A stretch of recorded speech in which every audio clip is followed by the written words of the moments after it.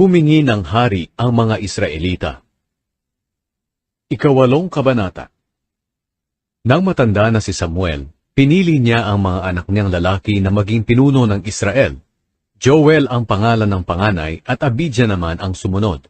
Pareho silang namuno sa Beersheba, pero hindi sila gaya ng kanilang ama. Gahaman sila sa pera, tumatanggap ng suhol, at binabaluktot ang katarungan. Kaya nagtipon ang lahat ng tagapamahala ng Israel at pumunta kay Samuel sa Rama. Sinabi nila, "Matanda na po kayo, at ang mga anak ninyo'y hindi naman sumusunod sa inyong mga pamamaraan. Ngayon bigyan niyo po kami ng hari na mamumuno sa amin, gaya ng ibang bansa na mayroong hari." Pero sumama ang loob ni Samuel sa hiniling nila. Kaya nanalangin siya sa Panginoon. Sinabi sa kanya ng Panginoon, "Gawin mo ang ipinapagawa nila sa iyo. Hindi ikaw ang tinatanggihan nila kundi ako. Mula nang ilabas ko sila sa Ehipto hanggang ngayon, itinakwil nila ako at nagsisunod sa ibang mga Diyos. Ngayon ganyan din ang ginagawa nila sa iyo. Kaya gawin mo ang kahilingan nila. Pero bigyan mo sila ng babala kung ano ang gagawin ng haring mamumuno sa kanila."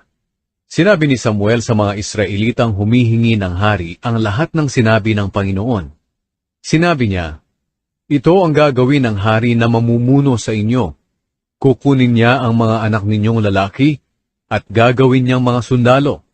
Ang iba'y gagawin niyang mga ngarwahe, mga ngabayo, at ang iba'y mauuna sa kanyang karwahe. Ang iba sa kanila'y gagawin niyang opisyal na mamamahala sa 1,000 sundalo, at ang iba naman sa 50 sundalo. Ang iba'y pag-aararuhin niya sa kanyang bukid, at ang iba'y pag-aanihin ng mga pananim niya. Ang iba na may gagawin niyang manggagawa ng mga armas para sa digmaan at mga kagamitan para sa kanyang karwahe. Kukunin niya ang mga anak ninyong babae at gagawin niyang mga manggagawa ng pabango, kusinera at panadera. Kukunin niya ang pinakamaganda ninyong mga bukid, mga ubasan, mga taniman ng olibo, at ibibigay niya ang mga ito sa mga tagasunod niya. Kukunin niya ang 10 bahagi ng inyong mga trigo at mga ubas, at ibibigay niya sa mga opisyal at iba pa niyang mga tagasunod. Kukunin din niya ang mga alipin niyong lalaki at babae, at ang pinakamaganda ninyong mga baka at mga asno para magtrabaho sa kanya.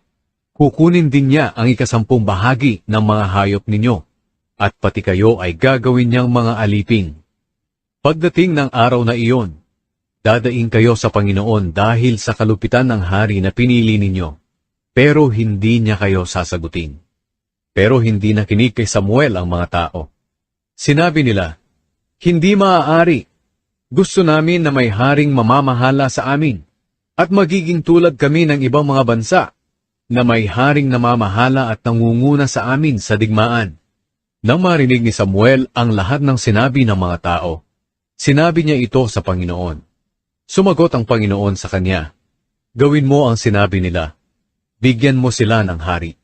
Pagkatapos, sinabi ni Samuel sa mga Israelita, "Sige, pumapayag na ako. Magsiuwi na kayo sa mga bayan ninyo."